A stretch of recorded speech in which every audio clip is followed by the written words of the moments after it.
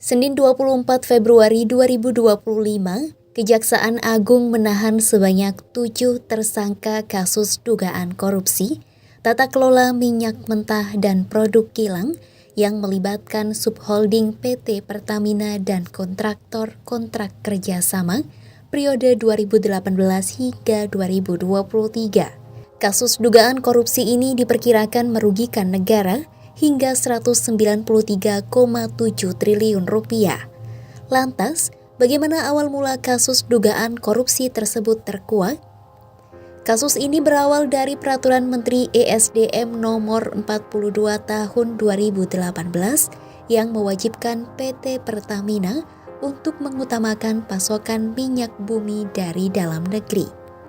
Namun dalam proses penyidikan, Kejagung menemukan tersangka RS, SDS, dan AP yang merupakan petinggi di anak perusahaan Pertamina melakukan pengondisian dalam rapat optimalisasi hilir. Pengondisian yang dilakukan para tersangka itu membuat pemenuhan minyak mentah maupun produk kilang dilakukan dengan cara impor. Bahwa pada periode 2018 sampai dengan periode 2023, pemenuhan minyak mentah dalam negeri seharusnya wajib mengutamakan pasokan minyak bumi dari dalam negeri. Dan Pertamina wajib mencari pasokan minyak bumi yang berasal dari kontraktor dalam negeri sebelum merencanakan impor minyak bumi sebagaimana diatur dalam pasal 2 dan pasal 3 Peraturan Menteri ESDM Nomor 42 Tahun 2018 tentang prioritas pemanfaatan minyak bumi untuk pemenuhan kebutuhan di dalam negeri.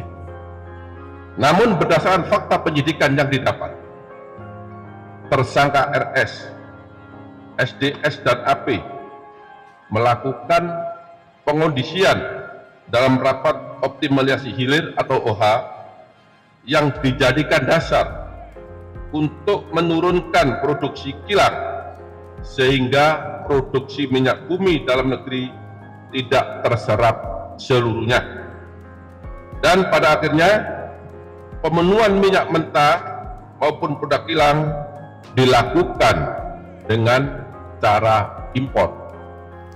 Lalu ditemukan adanya perbuatan jahat antara subholding Pertamina dengan broker dalam kegiatan pengadaan impor minyak mentah oleh PT Kilang Pertamina Internasional dan produk kilang oleh PT Pertamina Patraniaga.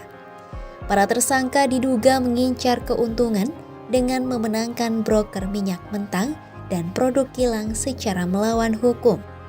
Menindaklanjuti temuan tersebut, penyidik Kejagung memeriksa sejumlah saksi dan ahli hingga akhirnya menetapkan beberapa tersangka. Total ada sebanyak 7 tersangka yang sudah ditetapkan dalam kasus dugaan korupsi tata kelola minyak mentah dan produk kilang periode 2018 hingga 2023. Para tersangka itu pun memiliki peran masing-masing dalam kasus ini. Rifa Siahaan atau RS yang merupakan Direktur Utama PT Pertamina Patraniaga bersama SDS dan AP melakukan pengondisian dalam rapat optimalisasi hilir. Rapat itulah yang dijadikan dasar untuk menurunkan produksi kilang. Ketiganya juga memenangkan broker minyak mentah dan produk kilang secara melawan hukum. Kemudian YF, pejabat PT Pertamina International Shipping, melakukan markup kontrak pengiriman pada saat impor minyak mentah dan produk kilang melalui tempatnya bekerja. Akibatnya negara harus membayar fee sebesar 13 hingga 15% yang menguntungkan tersangka MKAN. Sementara tersangka DW bersama GRJ melakukan komunikasi dengan tersangka AP untuk bisa memperoleh harga tinggi saat syarat belum terpenuhi. Selain itu, GRJ dan DW juga mendapatkan persetujuan dari tersangka SDS untuk impor minyak mentah serta dari tersangka Rifa Siahaan untuk produk kilang. Terkait kasus dugaan korupsi ini, PT Pertamina menyatakan menghormati langkah Kejagung dalam menjalankan proses hukum. Pertamina juga siap bekerja sama dengan pihak berwenang untuk membantu proses hukum agar berjalan lancar.